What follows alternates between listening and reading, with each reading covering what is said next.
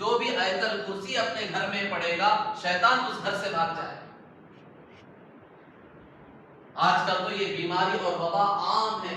ہر آدمی یہ وہم و گمان میں ہے کہ ہمارے گھر میں شیطان، ہمارے گھر میں بلائیں ہیں، مصیبتیں ہیں، فلاں چیزیں ہیں. ہر آدمی پریشان ہے.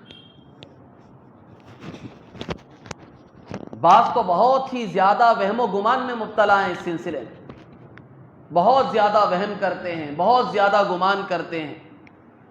کوئی پرندہ، کوئی جانور بھی اگر حرکت کرتا ہے رات کے وقت میں تو انہیں یہ محسوس ہوتا ہے کہ ہمارے گھر میں بلائیں ہیں، مصیبتیں ہیں، شیاطین کا قبضہ ہے، جنات کا قبضہ ہے.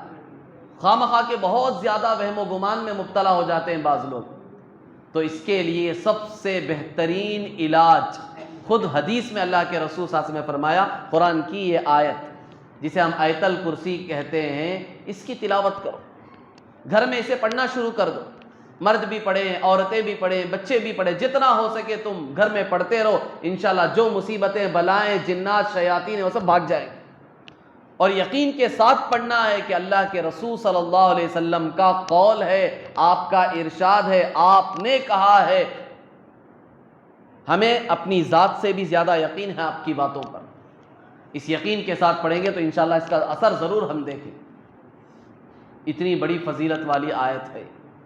اور اس سے زیادہ فضیلت ایک روایت میں اللہ کے رسول صلی اللہ علیہ وسلم نے فرمایا، جو مسلمان ہر فرض نماز کے بعد، مرد ہو یا عورت، جو بھی ہر فرض نماز کے بعد ایک مرتبہ آیت الکرسی پڑھے گا تو جنت میں داخل ہونے کے لیے سوائے موت کے اور کوئی چیز مانع نہیں ہے، رکاوٹ نہیں ہے. بتاؤ اور کیا چاہیے ہمیں؟ اس دنیا کی زندگی کا پورا خلاصہ، نچوڑ، لب لباب تو اللہ کی رضامندی اور جنت ہے کہ ہم وہ عمل کریں جس سے ہم جنت میں چلے جائیں، دوزخ سے بچ جائیں. اللہ کے رسول صلی اللہ علیہ وسلم کتنی بڑی فضیلت بتا رہے ہیں کہ ہر فرض نماز کے بعد ایک مرتبہ اسے پڑھ لو آیت الکرسی کو. جیسے ہی فجر کی نماز ہوئی، سلام پھیرا امام صاحب نے، آپ آیت الکرسی پڑھ لیں. ظہر کی نماز، سلام پھیرے امام صاحب نے، فوراً دعا شروع کر دی، ٹھیک ہے، دعا کے بعد آپ آیت الکرسی پڑھ لیں. عصر کی نماز میں، نماز سلام پھیرنے کے بعد آیت الکرسی پڑھ لیں. مغرب کی نماز میں دعا کے بعد پڑھ لیں. عشاء کی نماز میں دعا کے بعد پڑھ لیں. ہر فرض نماز کے بعد ایک مرتبہ آیت الکرسی پڑھ لیں. اللہ کے رسول صلی اللہ علیہ وسلم نے فرمایا، تمہیں جنت میں جانے سے موت کے سوا کوئی چیز نہیں روک سکتی. کیا مطلب ہے اس کا؟ مرتے ہی تمہارے لیے جنت کا فیصلہ ہو جائے گا. قبر میں جاتے ہی جنت کا تم مشاہدہ کرو گے، جنت کی کھڑکیاں تمہارے لیے کھول دی جائیں گی، جنت کے نظارے تم کرو گے. اور جب میدان محشر قائم ہوگا، جب اللہ تبارک و تعالیٰ کی طرف سے فیصلے ہوں گے، بعض لوگوں کے لیے دوزخ کے فیصلے ہوں گے، بعض لوگوں کے لیے جنت کے فیصلے ہوں گے، تو اس وقت تمہارے لیے جنت کا فیصلہ ہو جائے گا کیونکہ تم نے اس کی پابندی کی. اتنی بڑی فضیلت ہے اس آیت کی جسے ہم آیت الکرسی کہتے ہیں. اتنی بڑی فضیلت سننے کے بعد ہم میں سے کوئی مرد اور کوئی عورت اس سے محروم نہ ہونے چاہیے. آج ہی سے، بلکہ ابھی سے ہم یہ پکی نیت کر لیں کہ آج کے بعد سے کسی فرض نماز کے بعد ہم آیت الکرسی کی تلاوت کو نہیں چھوڑیں گے. جسے یاد نہیں اسے یاد کر لیں. یاد ہونے تک آپ باقاعدہ اپنے موبائل میں یا ایک کوئی کارڈز بھی ملتے ہیں، بہت سارے آیت الکرسی ہی کے کارڈ ملتے ہیں. آپ بہتر طریقہ ہے کہ یاد کر لیں، یاد ہونے تک کارڈ میں دیکھ کر پڑھیں آپ، تاکہ یہ عمل ابھی سے شروع ہو جائے. کہیں شیطان ہمیں ٹال نہ دے، یہ نہ کہہ دے کہ دیکھیں گے رمضان سے شروع کریں گے، پھر رمضان نہ آئے گا. ہمارے لیے اللہ بہتر جانتا ہے کہ آئے گا یا نہیں آئے گا، ہم شروع کر پائیں گے یا نہیں کر پائیں گے. اس لیے آج ہی سے اس عمل کو ہمیں شروع کرنا ہے، مردوں کو بھی اور عورتوں کو بھی. جو عورتیں نہیں سن رہی ہیں، ہمارے مرد حضرات جو یہاں موجود ہیں، وہ جا کر ان کو اس کی فضیلت بتا. اتنا بڑا عمل ہے، اتنی بڑی فضیلت اللہ کے رسول صلی اللہ علیہ وسلم نے اس کی بیان فرمائی. تو غرض بزرگان محترم، بے شمار فضائل اللہ کے رسول صلی اللہ علیہ وسلم نے آیت الکرسی کے بیان فرمائے. ایک آخری فضیلت بخاری شریف کی روایت ہے، حضرت ابو ہریرہ رضی اللہ تعالیٰ عنہ جو بہت بڑے درجے کے صحابی ہیں، وہ فرماتے ہیں کہ ایک مرتبہ اللہ کے رسول صلی اللہ علیہ وسلم نے رمضان کا جو صدقہ فطر آتا ہے وہ مسجد نبوی میں موجود تھا۔ اللہ کے رسول صلی اللہ علیہ وسلم نے رات میں اس کی نگرانی میرے ذمہ فرمائی کہ یہ جو صدقہ فطر کا مال آیا ہے غلے کی شکل میں، راشن کی شکل میں، کھجوروں کی شکل میں، گیہوں وغیرہ کی شکل میں جو یہ راشن آیا ہے اس کی حفاظت کرو۔ چنانچہ حضرت ابو ہریرہ رضی اللہ تعالیٰ عنہ کہتے ہیں میں رات میں اس کی حفاظت کرتا رہا۔ میں نے دیکھا کہ رات میں ایک اجنبی آدمی آیا، آہستہ سے آ کر اس میں سے وہ غلے میں سے چرانے لگا اور اپنی تھیلی میں وہ اناج بھرنے لگا۔ میں نے جا کر فوراً اس کا ہاتھ پکڑ لیا، پکڑ کے میں نے اسے پوچھا کہ تو کون ہے؟ کہا کہ میں ایک بہت غریب آدمی ہوں، ضرورت مند آدمی ہوں، میرے اہل و عیال ہے، بیوی بچے ہیں، بہت زیادہ ضرورت مند ہے، اس لیے میں آیا ہوں، آپ مجھے معاف کر دیں۔ حضرت ابو ہریرہ رضی اللہ تعالیٰ عنہ کہتے ہیں میں نے کہا کہ میں تجھے رسول صلی اللہ علیہ وسلم کے پاس لے کر جاؤں گا، میں تجھے نہیں چھوڑوں گا، یہ تو مسلمانوں کا مال ہے، یہ امانت ہے۔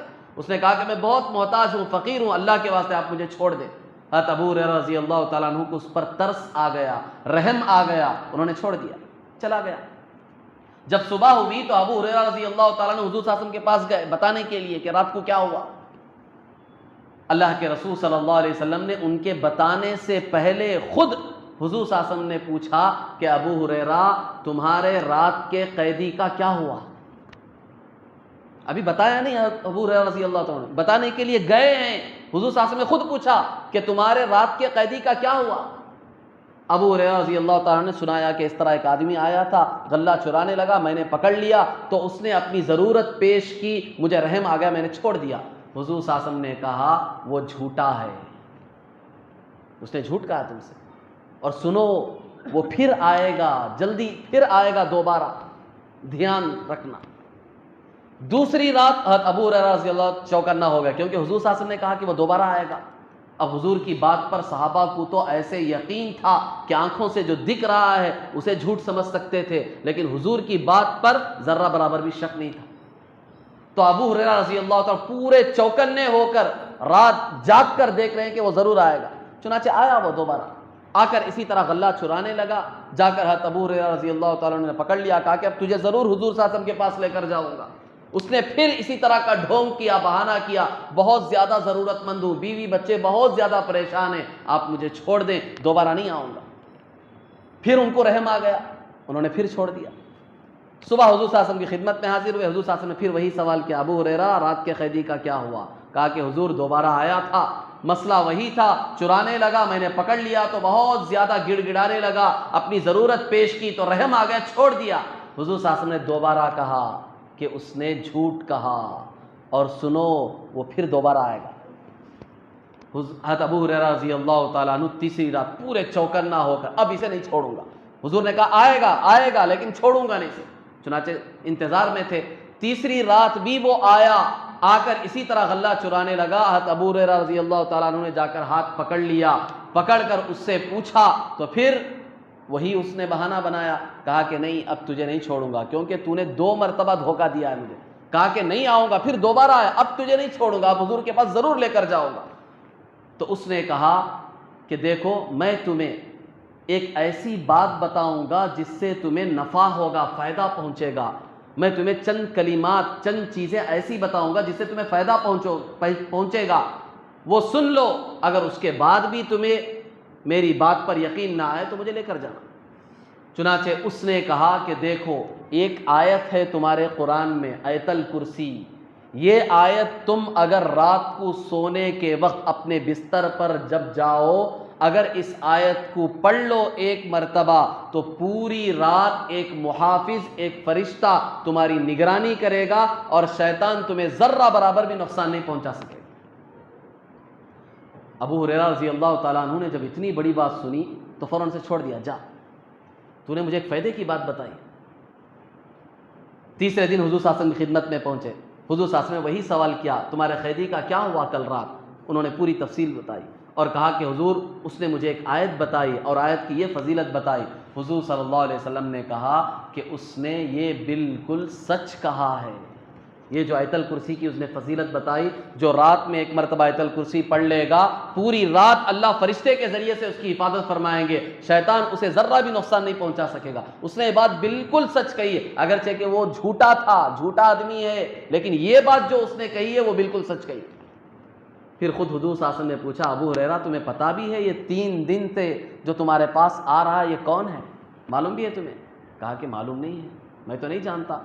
حضور صلی اللہ علیہ وسلم نے کہا کہ وہ شیطان تھا، اللہ کی طرف سے ایک نظام چلا تھا، وہ شیطان تھا جو 3 رات آ کر تمہارے پاس چوری کر کے گیا تھا، اور اللہ تبارک و تعالیٰ نے اس کے ذریعے سے اس سورت کی فضیلت تمہیں بتائی، اس آیت کی فضیلت بتائی کہ اتنی بڑی فضیلت والی آیت۔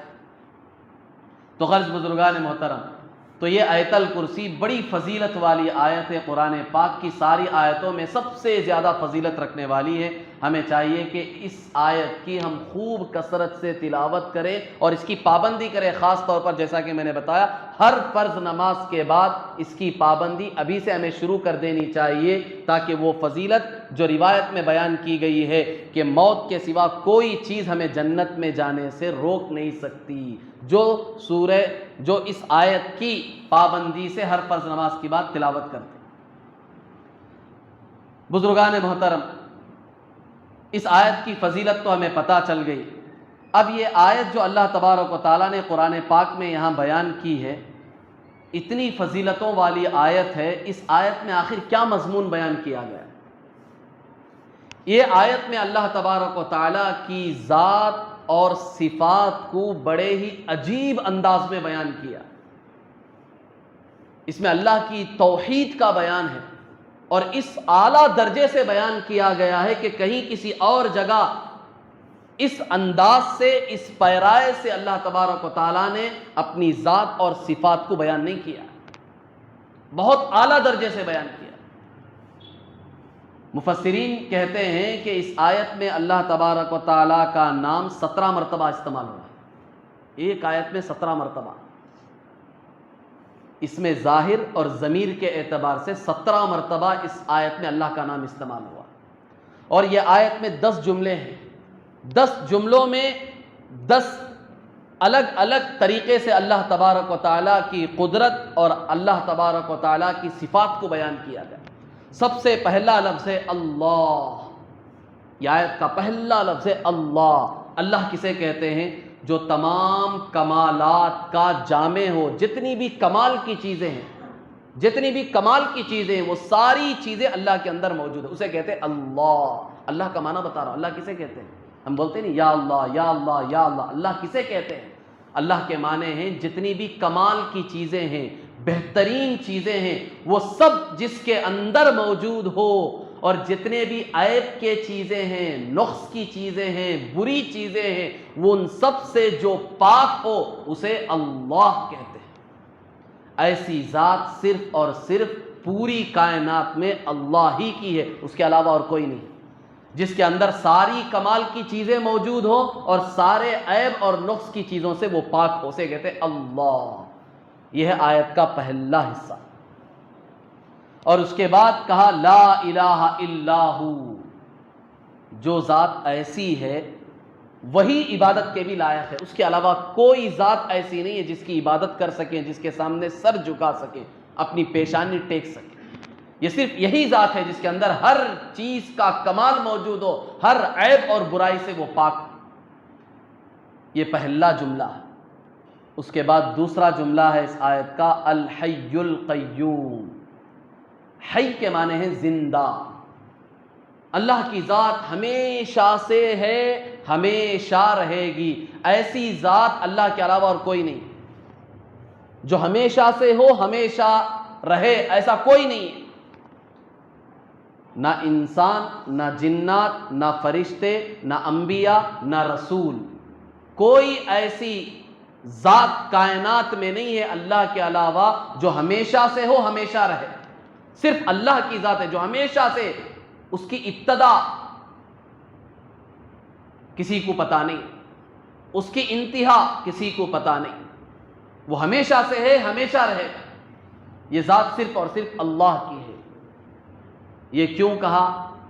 اس لیے کہ بعض لوگوں کا یہ عقیدہ ہے، جیسے بحر روم کے پاس وہاں ساحلی علاقے پر یہ قوم آباد تھی، ان کا یہ عقیدہ تھا کہ سال میں فلاں تاریخ میں ہمارا خدا مر جاتا ہے، نعوذ باللہ، پھر دوسرے دن دوبارہ وہ جنم لیتا ہے، تو جس دن مرتا ہے اس تاریخ پر وہ پتلا بنا کر جلاتے تھے، اور دوسرے دن جب دوبارہ جنم لیتا تھا اس وقت وہ خوشیاں مناتے تھے۔ یہ عقیدہ تھا باقی کہ ان کا خدا مر بھی رہا ہے، زندہ بھی ہو رہا ہے۔ اور ہندوؤں میں بھی غیروں میں بھی یہ عقیدہ ہے، ان کے یہاں جو اوتار کہتے ہیں، اوتار یہی ہے ان کے یہاں، ان کا عقیدہ یہی ہے کہ وہ فلاں کی شکل میں باقاعدہ دنیا میں آتا ہے، جب دنیا میں فتنہ فساد بہت زیادہ ہو جاتا ہے تو وہ کسی عورت کے پیٹ میں بچے کی شکل میں پیدا ہو کر بڑا ہوتا ہے، دنیا سے یہ فتنہ فساد سب ختم کرتا ہے، پھر مر کر چلا جاتا ہے، پھر دوبارہ جب ضرورت پڑتی ہے تو پھر دوبارہ آتا ہے۔ تو ان کے یہاں بھی یہ عقیدہ ہے کہ خدا زندہ بھی ہو رہا ہے، مر بھی رہا ہے۔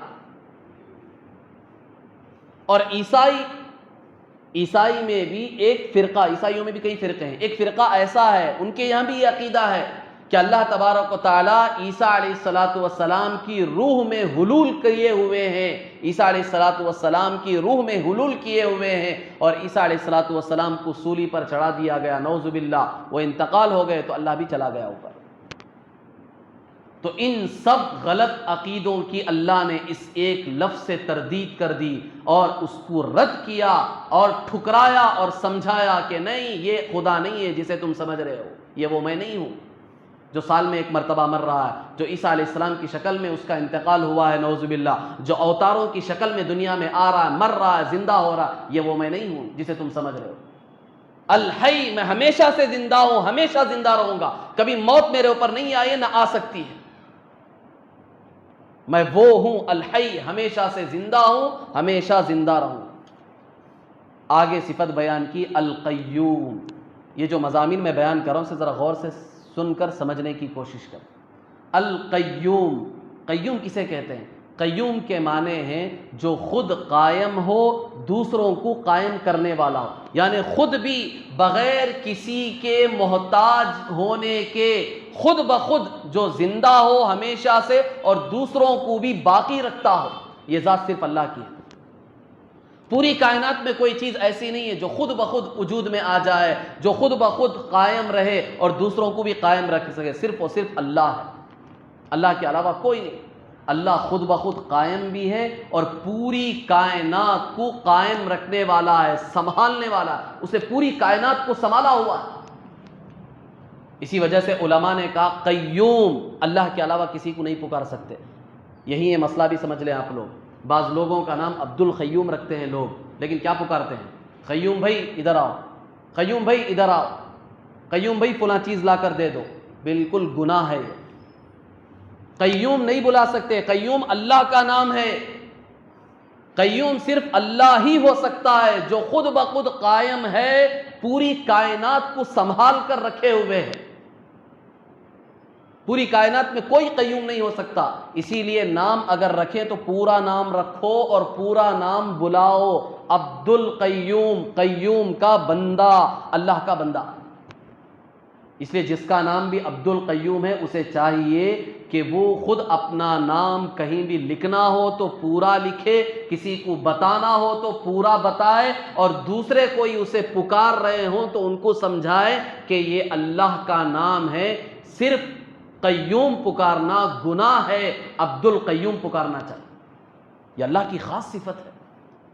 یہی ایک مسئلہ آپ یہ بھی سمجھ لیں، اللہ کے جو بہت سارے نام ہیں ان میں سے دو قسم کے نام ہیں، یہ ذرا غور سے سمجھیں کیونکہ ہم بہت اس میں غلطیاں کرتے ہیں۔ بعض نام وہ ہیں، بعض صفات اللہ کی وہ ہیں جو اللہ کے ساتھ خاص ہیں، انسان اس میں شامل نہیں ہے، جیسے ہے رزاق، خالق، باری۔ یہ جو صفات میں نے بیان کیے ہیں یہ اللہ کے نام ہیں، یہ نام صرف اللہ کے ساتھ خاص ہیں۔ انسان اگر یہ نام رکھنا چاہے تو عبد کے ساتھ رکھے، عبد الرزاق، عبد الخالق، عبد الباری، عبد الرحمن، اس طرح رکھنا چاہیں تو رکھ سکتے ہیں۔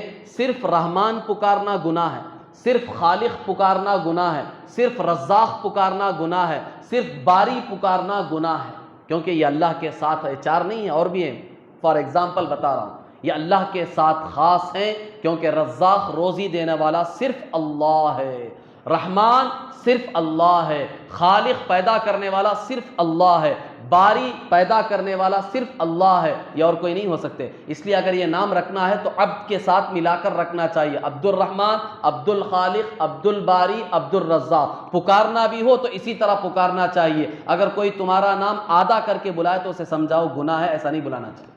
تو یہ بعض صفات، بعض نام وہ ہیں جو اللہ کے ساتھ خاص ہیں، انسانوں میں یہ نہیں بلائے جا سکتے۔ اگر نام رکھنا ہے تو عبدن کے ساتھ ملا کر رکھنا ہے۔ بعض اللہ کی صفات، بعض اللہ کے نام وہ ہیں جس میں بندہ بھی شامل ہے، بندہ بھی شامل ہے۔ وہ نام آپ تنہا بھی بلا سکتے ہیں، جیسے رحیم ہے، یہ بھی اللہ کی صفت ہے، الرحمن الرحیم، رحیم اللہ کی صفت ہے، لیکن رحیم میں بندہ بھی شامل ہے۔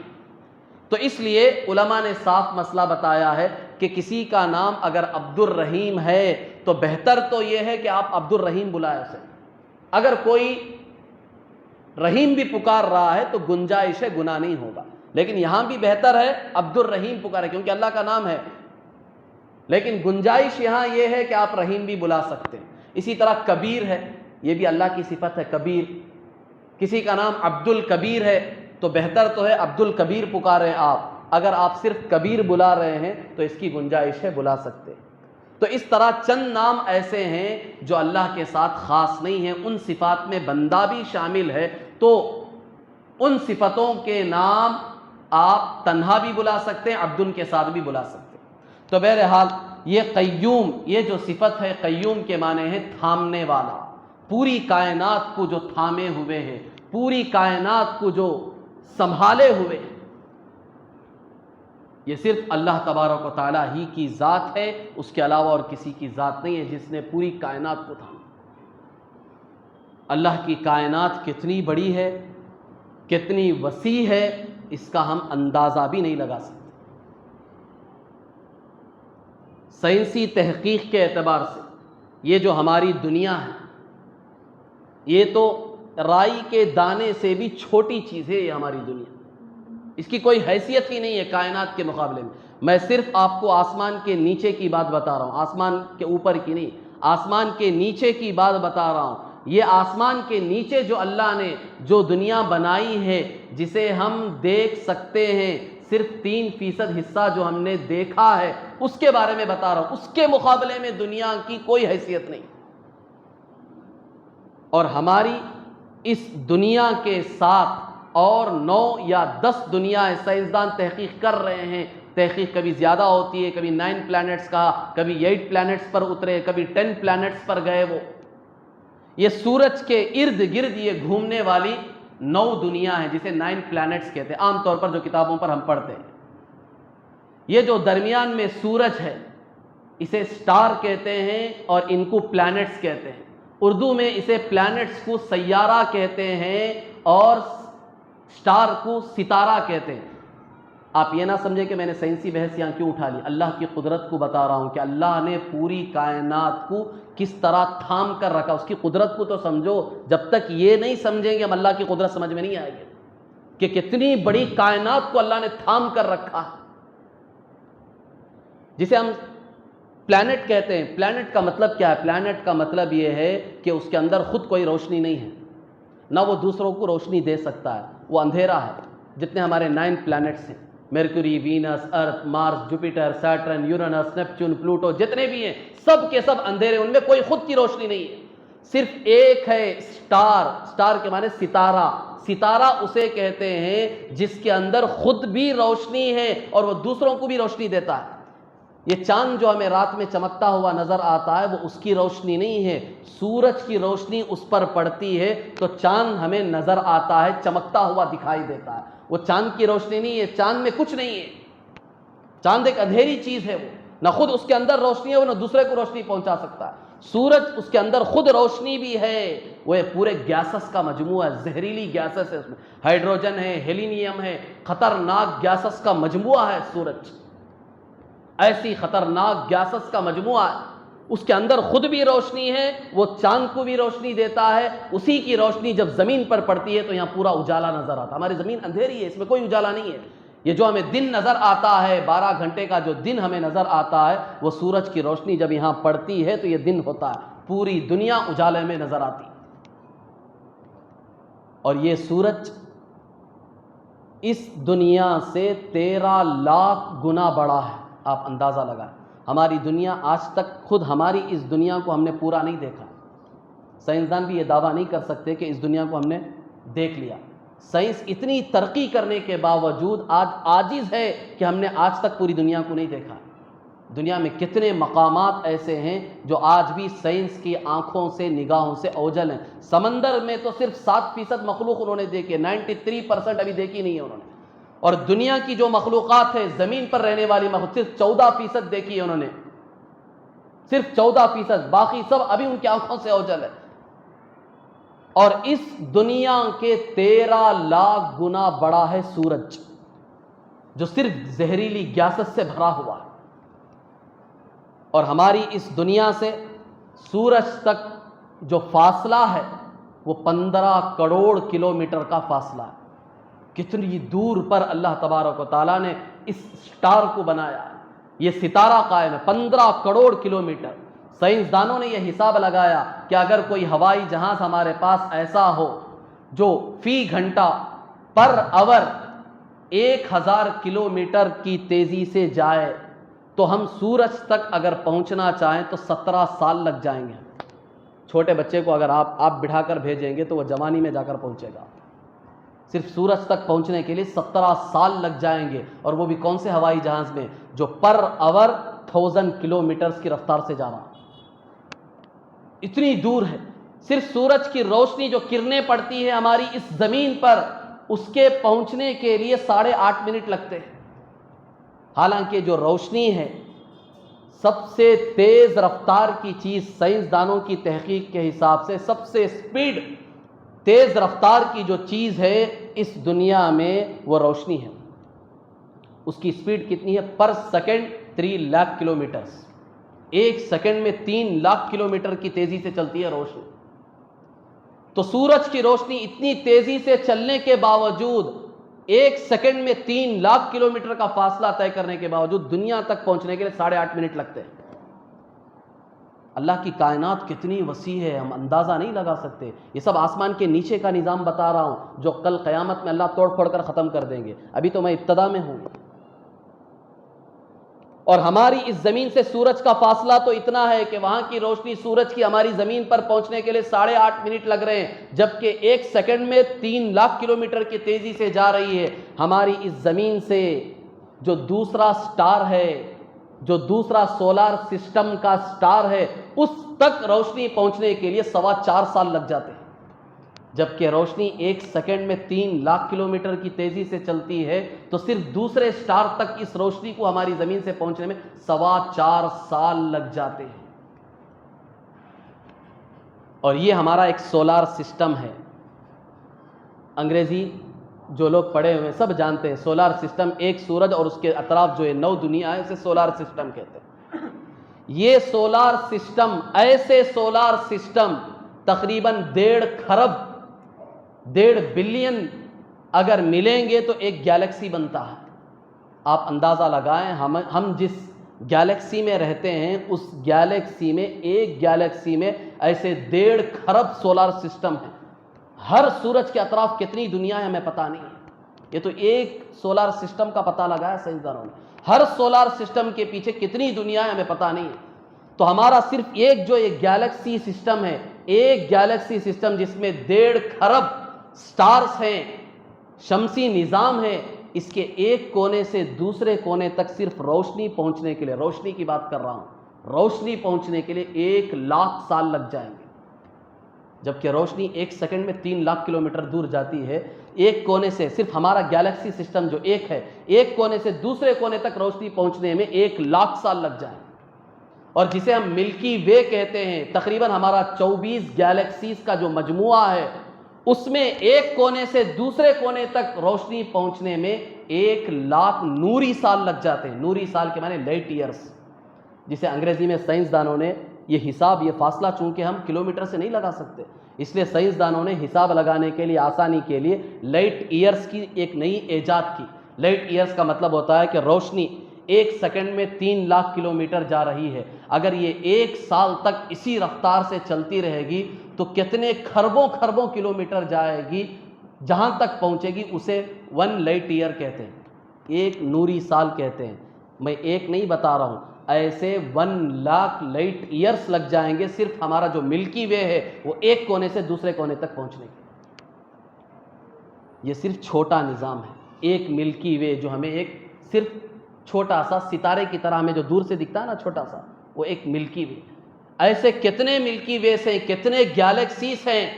سائنسدانوں نے صرف 2 یا 2.25، یہ بہت دن کے پہلے کی تحقیق بتا رہا ہوں میں، بہت دن کے پہلے کی تحقیق، 2.25 یا 2.5 خرب گیلیکسیز کا صرف اب تک پتہ لگایا. اور وہ بھی سائنسدان کہتے ہیں جو ہم نے پتہ لگایا ہے وہ ہے جو ہمیں آنکھوں سے دکھ رہا تھا آسمان کے نیچے، وہ بھی صرف 3% دکھا ہے، اور 97% ہمارے آنکھوں سے اوجھل ابھی ہمیں دکھائی نہیں دیا. وہ کتنا ہے وہ پتہ بھی نہیں ہمیں.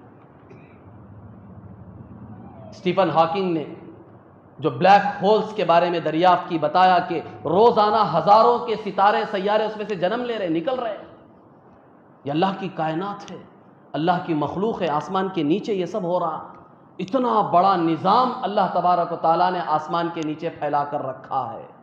اتنی بڑی کائنات، اور جو کچھ میں نے آپ کو سمجھایا وہ صرف 3% ہے، اور 97% کتنا ہے کسی کو کچھ پتہ نہیں ہے.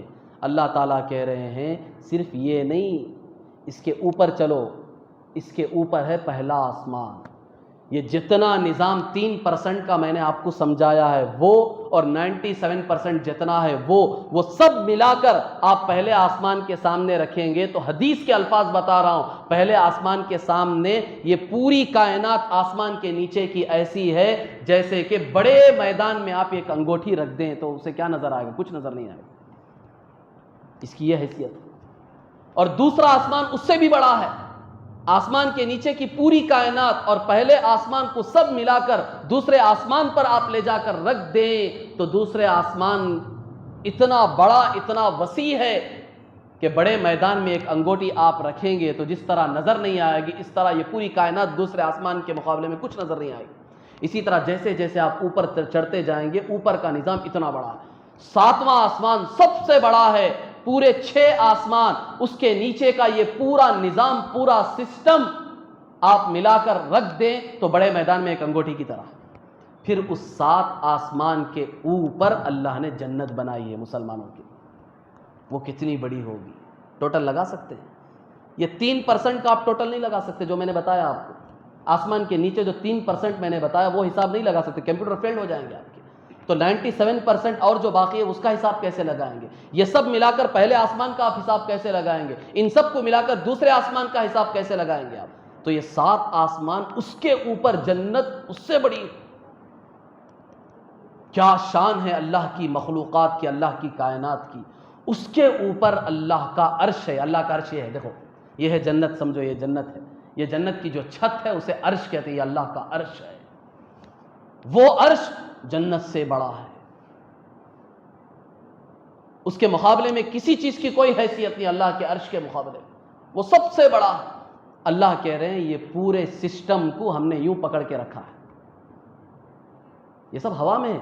یہ ہماری دنیا بھی ہوا میں چل رہی ہے، ہم نیچے نہیں ہیں. چاند پہ جا کر دیکھیں گے تو آپ کو دنیا نیچے نہیں نظر گا، آپ اوپر سے نیچے نہیں دیکھیں گے. یہ پورا سسٹم گھوم رہا ہے، پورا سسٹم گھوم رہا ہے. 15ویں صدی تک، آج سے 500 سال پہلے تک سائنسدان یہ کہہ رہے تھے کہ سورج گھوم رہا ہے. 15ویں صدی کے بعد گیلیلیو نے آ کر تحقیق کی، بتایا کہ نہیں سورج کھڑا ہوا ہے، زمین گھوم رہی ہے. اس کے بعد پھر سائنسدانوں نے یہ ثابت کیا نہیں دو بھی گھوم رہے ہیں، زمین بھی گھوم رہی ہے، سورج بھی گھوم رہا ہے. اللہ کہہ رہا ہے تم پاگل ہو، گدھے ہو، بے وقوف ہو، کیا تحقیق کر رہے ہو؟ 1400 سال پہلے ہم نے قرآن میں بتا دیا کل فی فلک یسبحون. یہ پورا سسٹم گھوم رہا ہے، سب گھوم رہا ہے. پورے پلانٹس، پورے سٹارز، پورے گیلیکسیز، پورے ملکی وے، پورا یونیورس، جتنا سسٹم تم نے دیکھا ہے سب گھوم رہا ہے، سب گھوم رہا ہے. اور اتنی تیز رفتاری سے گھوم رہے تم تصور نہیں کر سکتے. سورج جو گھوم رہا ہے وہ 1 گھنٹے میں 10 لاکھ کلومیٹر کا سفر طے کرتا ہے. 1 گھنٹے میں پر آور سورج اتنی تیزی سے. ہمیں پتا ہمیں کیا دکھ رہا ہے؟ یوں کھڑا ہوا ہے سورج, اس کی حرکت نظر آ رہی ہے؟ نہیں. حالانکہ وہ 1 گھنٹے میں کتنی تیز رفتاری سے گھوم رہا, 1 گھنٹے میں 10 لاکھ کلومیٹر کا سفر طے کر رہا. یہ اللہ کا نظام ہے, سب حرکت میں ہیں لیکن ایک بھی نیچے نہیں گر رہا ہے. ان کو کون پکڑے ہوئے ہیں؟ کون پکڑے ہوئے؟ یہ میں سمجھانا چاہ رہا ہوں. القیوم اسے کہتے ہیں, یہ سمجھنا. القیوم اسے کہتے ہیں جو خود بھی کھڑا ہے, پوری کائنات کو سنبھال کر کھڑا ہوا ہے. ایک کو بھی اپنی جگہ سے, ایک پوائنٹ کے حساب سے بھی وہ حرکت نہیں کر سکتے, آگے نہیں جا سکتے. سورج کو اللہ نے یہ باؤنڈری دے دی, اسی پر گھوم رہا ہے سورج, آگے پیچھے نہیں ہو سکتا. ذرہ بھی آگے پیچھے, ذرہ اگر اپنی جگہ سے ہٹے گا پوری زمین جل کر خاک ہو جائے گی, راکھ ہو جائے گی. اسے اللہ نے ایک باؤنڈری دے دی, تجھے اسی پر چلنا ہے, آگے پیچھے نہیں ہونا ہے تجھے. تو آگے پیچھے ہوگا پوری دنیا راکھ ہو جائے گی جل کر. اسی لیے دنیا کے اوپر اللہ تبارک و تعالیٰ نے ایک غلاف چڑھایا جسے سائنسدان اوزون کہتے ہیں. آپ لوگ جانتے ہیں اوزون ایک زہریلی گیس ہے, بدبودار گیس ہے, نیلے رنگ کی گیس ہے. اسی وجہ سے ہمیں آسمان نیلا نظر آتا ہے. وہ آسمان کا رنگ اللہ بہتر جانتے ہیں کیا رنگ ہے. یہ جو آسمان ہمیں نیلا نظر آتا ہے وہ گیس ہے جو زمین کے اوپر ہے. اللہ تبارک و تعالیٰ نے سورج کی جو زہریلی گیسز روشنی زمین پر پڑتی ہے وہ ڈائریکٹ نہ پڑے, اگر پڑیں گے تو پوری مخلوقات جل جائے گی. تو وہ گیسز جو ہے بیچ میں اس سورج کی شعاؤں کو روک کر اسے ٹھنڈا کر کے زمین پر ڈالتی ہے. ہم اسے بھی برداشت نہیں کرتے. پنکھے چاہیے, اے سی چاہیے. افریقہ میں جا کر دیکھو لوگ کالے ہو چکے ہیں, جو سب ٹھنڈی ہو کر شعائیں آ رہی ہیں. یہ کائنات کا اللہ کا ایک نظام ہے, اتنا بڑا سسٹم ہے. اللہ کہہ رہے ہیں ان سب کو ہم سنبھال کر رکھیں. یا اگر ایک رائی کے دانے کے برابر 1 انچ بھی آگے پیچھے ہو گئے پوری کائنات کا نظام ٹوٹ پھوٹ کر فنا ہو جائے گا. قرآن میں اللہ نے سب سے پہلے یہ آیت صاف فرمائی جب اللہ تعالیٰ نے آسمان و زمین کو ان سب کو پیدا کیا. انسان کو پیدا کرنے سے پہلے اللہ نے ان سے پوچھا, فقال لها وللارض ائتیا طوعا وکرہا. اللہ تعالیٰ نے پوچھا کہ تم زمین و آسمان اور یہ پوری کائنات تم میرے مان کر چلو گے یا زبردستی تمہیں منوانا پڑے گا؟ تو انہوں نے کہا اللہ تبارک و تعالیٰ سے, دونوں نے مل کر کہا اللہ تعالیٰ سے, اے اللہ ہم تیری مان کر چلیں گے, ہم تیری مان کر چلیں گے, تیری نافرمانی کر کے ہم کہاں سے بچ سکیں گے؟ یہ پوری کائنات کا نظام اللہ کی مان کر چل رہا ہے, اسی وجہ سے ہم زندہ ہیں. اللہ کہتے ہیں صرف انسان تو ایک ایسا ہے جو میری مان کر نہیں چلتا ہے, ورنہ پوری میری کائنات, پورا نظام, پورا سسٹم میری مان کر چل رہا ہے. صرف تو ایک غدار ہے جو میری مان کر نہیں چلتا ہے. قرآن پاک کی آیت بتا رہا ہوں میں, 3 پارے کی آیت میں اللہ نے اس کا ذکر کیا ہے, گلا کیا, شکوہ کیا. افغیر دین اللہ یبغون ولہ اسلم من فی السماوات والارض طوعا وکرہا والیہ یرجعون. اے انسان کیا تو اللہ کے علاوہ کسی اور کے دین کو چاہتا ہے, کسی اور کے پیچھے چلنا چاہتا ہے, حالانکہ آسمان و زمین اور پوری کائنات جو ہے وہ اللہ کی مان کر چلتی ہے. غرض بزرگان محترم, قیوم کا مطلب یہ ہے جو خود بھی قائم ہے, کھڑا ہے, پوری کائنات کو سنبھالے ہوئے. آگے اللہ نے فرمایا لا تاخذہ سنۃ ولا نوم. اللہ کو نہ اونگ آتی ہے نہ نیند آتی ہے. اونگ کے معنی کیا؟ سونے سے پہلے جو ہم جھٹکے لیتے ہیں اسے کہتے ہیں اونگ. اللہ کو اونگ بھی نہیں آ سکتی. اللہ اگر تھوڑا بھی اونگ جائے تو پوری کائنات ٹوٹ پھوٹ کر ختم ہو جائے گی. وہ سب اللہ کی نگرانی میں ہے, اللہ ان کو حفاظت کر رہا ہے. اللہ کو تھوڑی بھی اونگ آ جائے, جھٹکا لگ جائے, پوری کائنات ٹوٹ پھوٹ کر فنا ہو جائے گی. اونگ نہیں آ سکتی اسے. ایک اسرائیلی روایت ہے, اگرچہ کہ علماء نے اسے اسرائیلی روایت تفسیر ابن کثیر میں یہ روایت نقل کی ہے عبداللہ ابن عباس رضی اللہ تعالیٰ عنہ سے, کہ بنی اسرائیل نے موسیٰ علیہ السلام سے سوال کیا کہ ہمارا رب بھی سوتا ہے, اسے بھی نیند آتی ہے؟ سوال کیا بنی اسرائیل. لوگوں نے پوچھا, لوگ کیا کیا سوال کریں, آج کے دنیا بھی ایسے سوالات کرتی ہیں, عجیب عجیب قسم کے سوالات. انسانوں جیسا سمجھ لیا اللہ کو. اللہ کو کس جیسا سمجھ لیا؟ انسانوں کی طرح سمجھ لیا. سوال کیا بنی اسرائیل نے کہ اللہ بھی سوتا ہے, ہمارا رب بھی سوتا ہے. اللہ تعالیٰ نے قوم کو سمجھانے کے لیے موسیٰ علیہ السلام سے کہا کہ 2 پیالے ہاتھ میں لے کر کھڑے ہو جاؤ, کانچ کے پیالے, اور دیکھو یہ ہاتھ سے چھوٹنے نہ پائیں. کانچ کے پیالے چھوٹیں گے تو ٹوٹ جائیں گے. موسیٰ علیہ السلام لے کر کھڑے ہوئے, بڑے طاقتور تھے موسیٰ علیہ السلام. اب رات پوری لے کر کھڑے ہوئے ہیں, کیا ہوگا؟ نیند تو آئے گی, اونگ آئے گی. اونگ آئی، جھٹکے لگے، پیالے گرے، ٹوٹ کر چکنا چور ہو گئے۔ موسیٰ علیہ السلام سے اللہ نے کہا موسیٰ قوم کو سمجھا دو، اگر تیرا رب ایک سیکنڈ کے لیے بھی اس طرح اونگ جائے تو جس طرح یہ پیالے ٹوٹ پھوٹ کر چکنا چور ہو گئے، پوری کائنات کا نظام ٹوٹ پھوٹ کر فنا ہو جائے گا۔ مثال دے کر سمجھا، تیرا رب نہ اسے اونگ آتی ہے نہ اسے نیند آتی ہے، وہ تھکتا نہیں ہے۔ آدمی کو نیند اور اونگ کب آتی ہے؟ جب وہ تھک جاتا ہے۔ یہ باقاعدہ یہودیوں نے کہا، قرآن نے نقل کیا اسے۔ 26واں پارہ آپ کھولیں، آخری سورج جو سورہ زاریات ہے، سورہ زاریات ہے بلکہ سورہ قاف کی آخری آیتیں، اس میں اللہ تبارک و تعالیٰ نے یہودیوں کا یہ قول نقل کیا۔ یہودیوں نے کہا تھا کہ اللہ تبارک و تعالیٰ نے 6 دن میں پوری کائنات کو بنایا ہے اور 7ویں دن اللہ نے ریسٹ لیا، آرام لیا۔ انہوں نے اللہ کو انسانوں جیسا سمجھ لیا کہ کام کر کے اللہ تھک گیا، 7ویں دن آرام کر، کیونکہ ایک ہفتے میں کتنے دن ہوتے ہیں؟ 7 دن ہوتے ہیں، 7 دن ہوتے ہیں۔ اور قرآن میں اللہ تعالیٰ خود کہتا ہے وَلَقَدْ خَلَقْنَا السَّمَاوَاتِ وَالْأَرْضَ وَمَا بَيْنَهُمَا فِي 6 أَيَّامٍ وَمَا مَسَّنَا مِن لُغُوبٍ، کہ اللہ تبارک و تعالیٰ نے آسمان اور زمین اور اس کے درمیان جتنی چیزیں ہیں، یہ پوری کائنات کو اللہ تعالیٰ نے 6 دن میں بنایا۔ یہ اللہ نے خود کہا کہ ہم نے 6 دن میں بنایا۔ جب یہ آیت یہودیوں نے سنی تو انہوں نے کہا کہ 6 دن میں اللہ نے پوری کائنات کو بنایا اور 7واں دن اللہ نے ریسٹ کیا ہے، آرام کیا ہے، تھک گیا اللہ۔ تو اللہ تعالیٰ نے فوراً آگے کی آیت میں کہا وَمَا مَسَّنَا مِن لُغُوبٍ، قرآن کی آیت بتا رہا ہوں۔ اللہ تعالیٰ نے یہودیوں کی تردید کی، ان کو سمجھایا، متنبہ کیا کہ تم نے کیا سمجھ لیا مجھے کہ میں تھک کے سو گیا 7واں دن؟ وما مسنا من لغوب، مجھے تھکن نے ٹچ بھی نہیں کیا۔ کیا الفاظ استعمال کیا اللہ نے! تم کہہ رہے ہو کہ میں تھک گیا، تھک کر مجھے نیند آ گئی، سو گیا، میں تھک چکا ہوں۔ اللہ کہہ رہے ہیں وما مسنا، مسا کہتے ہیں عربی میں ٹچ ہونے کو، چھونے کو کہتے ہیں۔ اللہ کہتے ہیں تھکن نے مجھے چھوا تک نہیں۔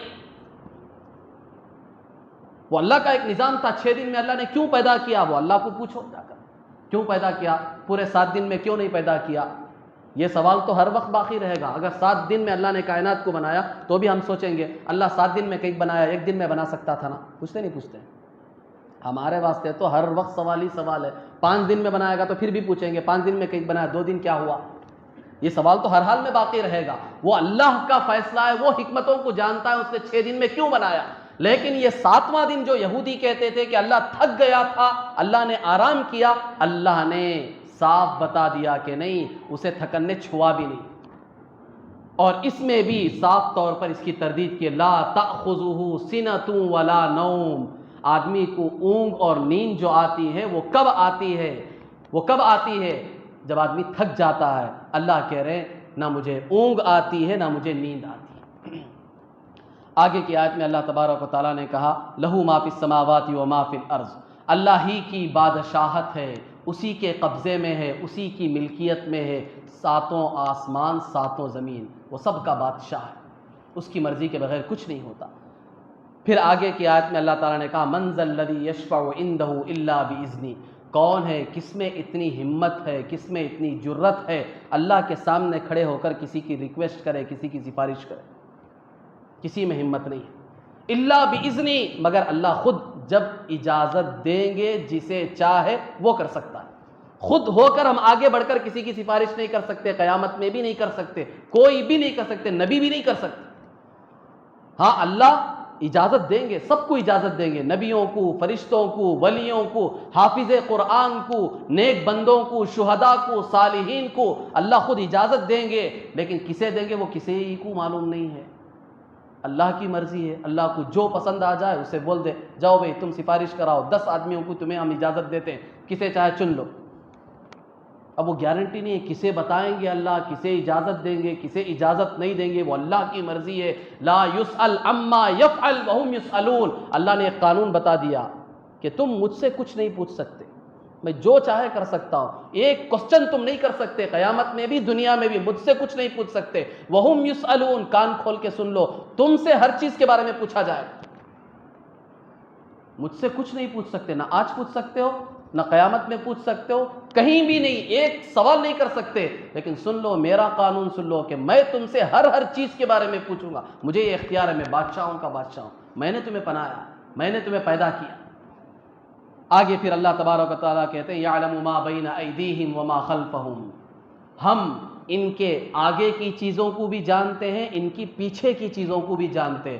بعض مفسرین اس کا ترجمہ کرتے ہیں ہم ان کی ظاہری چیزوں کو بھی جانتے ہیں، جو کچھ یہ دیکھ رہے ہیں، اور ان سے جو چھپی ہوئی چیزیں ہیں ہم ان کو بھی جانتے ہیں۔ سب کا علم ہمارے سامنے یکساں ہے۔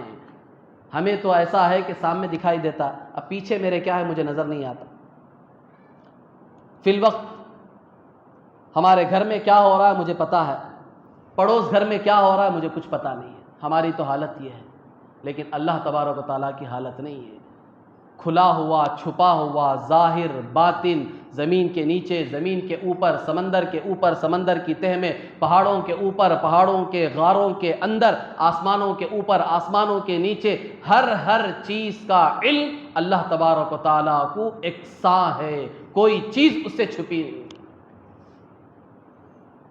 اللہ تعالیٰ تو اس مضمون کو سمجھانے کے لیے یہاں تک کہتے ہیں، اللہ اکبر، کالی رات میں کالے پہاڑ پر چل رہی کالی چونٹی کے دل میں جو وہ سوچ رہی ہے ہم اسے بھی جانتے ہیں، اور وہ جو کالے پہاڑ پر چل رہی ہے اس کے باریک باریک ٹانگوں سے جو لکیریں پڑ رہی ہیں ہم وہ بھی دیکھ رہے ہیں۔ یرا، حدیث ہے، حدیث بتا رہا ہوں، یرا زبیبۃ النملۃ السوداء علی الصخرۃ السماء فی اللیلۃ الظلماء، یہ حدیث کا ترجمہ میں نے بتایا آپ کو۔ اللہ وہاں سے دیکھ رہا، کالی رات میں کالے پہاڑ پر چل رہی کالی چونٹی کے باریک ٹانگوں سے جو لکیر پڑ رہی ہے، اللہ کہہ رہے ہیں ہم اسے بھی دیکھ رہے ہیں۔ ہمیں مائکروسکوپ کی، دوربینوں کی کسی کی ضرورت ہے، ہم وہیں سے بیٹھ کے سب دیکھ رہے ہیں۔ یہ ہے اللہ کی طاقت۔ اللہ بتا رہے یعلم ما بین ایدیہم وما خلفہم، ظاہری چیزیں بھی کھلم کھلا ہے، چھپی ہوئی چیزیں بھی ہمارے سامنے کھلم کھلا ہے۔ ولا یحیطون بشیء من علمہ، اللہ کے علم میں سے تم کچھ نہیں جانتے۔ اللہ تو سب جانتا ہے لیکن تم کچھ نہیں جانتے، الا بما شاء، مگر اللہ نے جو تمہیں بتا دیا صرف وہ تم جانتے ہو، جو اللہ نے تمہیں نہیں بتایا وہ تم نہیں جانتے۔ لاکھ کوشش کر رہے ہیں خبر میں عذاب کیسا ہوتا ہے، دوربینیں رکھ رہے ہیں، کیمرے لگا رہے ہیں، دیکھ رہے ہیں، نہیں نظر آ رہا، آج تک نظر نہیں آیا کہ کیا ہو رہا ہے، کیسے عذاب ہو رہا ہے۔ فرعون کی لاش پڑی ہے، ممی ہے، فرعون کے عجائب خانے میں، میوزیم میں، پوری دنیا دن رات دیکھ رہی ہے، انہیں کچھ نظر نہیں آ رہا ہے، وہ تو پڑی ہوئی ہے، لاش کھلم کھلا پڑی ہوئی ہے سب کی آنکھوں کے سامنے، لیکن اسے کیسا خطرناک عذاب ہو رہا ہے، ہم اسے نہیں دیکھ سکتے، نہ کیمروں سے دیکھ سکتے، نہ دوربینوں سے دیکھ سکتے، کسی طرح ہمیں معلوم نہیں ہو۔ یہ اللہ سمجھا رہے ولا یحیطون بشیء من علمہ، اس کی معلومات میں سے تم کچھ نہیں جان سکتے جب تک کہ وہ خود نہ بتائے، وہ بتائے گا تو تمہیں پتہ چلے گا، وہ نہیں بتائے گا، وہ چھپانا چاہ رہا ہے تم نہیں دیکھ سکتے، لاکھ طاقتیں لگا لو نہیں دیکھ سکتے تم۔ سائنسدان آج پوری طاقت لگا دی ہے سائنسدانوں نے کہ انسان کے جسم سے روح کس طرح نکلتی ہے، روح کیا چیز ہے۔ یہ سوال تو حضور صلی اللہ علیہ وسلم سے کیا تھا لوگوں نے، یسألونک عن الروح، اے نبی جی لوگ آپ سے پوچھ رہے ہیں روح کیا ہے، روح کسے کہتے ہیں، جسم تو دکھ رہا ہے، روح کسے کہتے ہیں، کیا چیز ہے وہ۔ اللہ نے خود کہہ دیا قل الروح من امر ربی، اے نبی جی صرف آپ ان کو اتنا بتا دو روح اللہ کا ایک حکم ہے، یہ اسے نہیں سمجھ سکتے، اسے دیکھ نہیں سکتے، اللہ نے صاف کہہ دیا۔ وہی بات آج بھی ہے، سائنسدان پوری طاقت لگا دیں، پورے مشن فٹ کر رہے ہیں، آدمی کے مرتے وقت دیکھ رہے ہیں کہ روح کیا چیز ہے، کیسے نکلتی ہے، نہیں ہو رہا، نہیں پہنچ سکتے اس تک۔ یہ اللہ نے صاف بتا، جب تک اللہ نہ بتائے نہیں سمجھ سکتے۔ وسع کرسیہ السماوات والارض، اس آیت میں اللہ تعالیٰ نے کہا کہ آسمان و زمین سب کو اللہ کی کرسی نے گھیر رکھا، جو نظام میں نے جو سسٹم پورا سمجھایا آپ کو، 7 آسمان تک، اور اس کے اوپر جنت، اس کے اوپر عرش، اللہ تعالیٰ کہہ رہے ہیں ہماری جو کرسی ہے، اللہ کی جو کرسی ہے، وہ کرسی یہ پوری کائنات کو گھیرے ہوئے، یعنی اس سے بڑی ہے یہ کرسی، اللہ۔ اور ایک حدیث میں حضور صلی اللہ علیہ وسلم نے مثال دے کے سمجھائی، وہی مثال جو میدان کی ہے، پورے میدان میں ایک انگوٹھی اگر رکھ دی جائے تو اس کی جو حیثیت ہے وہی حیثیت پوری کائنات کی اللہ کے کرسی کے سامنے ہے۔ اللہ کی کرسی اتنی بڑی ہے۔ اب وہ کرسی ہمیں ہماری کرسی کی طرح نہیں سمجھنا، وہ ایک اللہ کی شان بتانے کے لیے کرسی بتائی گئی. اللہ کی کرسی کیسی ہے وہ اللہ خود جانتا ہے, کیونکہ اللہ, دیکھو کرسی کا مطلب ہم ہماری کرسی کی طرح نہیں سمجھ سکتے. کیوں؟ اس لیے کہ کرسی جو ہوتی ہے وہ آدمی سے بڑی ہوتی ہے. دیکھو کرسی کے اندر آیا, میں کرسی کے باہر آیا, میں کرسی کے اندر آ گیا. اگر کرسی ہم اس طرح اگر سمجھیں گے تو گویا کہ کرسی اللہ سے بڑی ہو گئی, نعوذ باللہ. کائنات کی کوئی چیز اللہ سے بڑی نہیں ہے, تو وہ کرسی صرف ہمارے سمجھانے کے لیے ہے. وہ کرسی کس کیفیت کے ساتھ ہے وہ اللہ جانتے ہیں, اللہ تو اس سے بڑے ہے. تو اللہ کی کرسی پوری کائنات سے بڑی ہے. ولا یؤودہ حفظہما, اللہ تعالیٰ کہتے ہیں یہ پورے کائنات کو سنبھالتے ہوئے اللہ تھکتا نہیں ہے, اللہ کو بوجھ محسوس نہیں ہوتا, اس پر گرا نہیں ہوتا, اسے کوئی پریشانی نہیں ہوتی.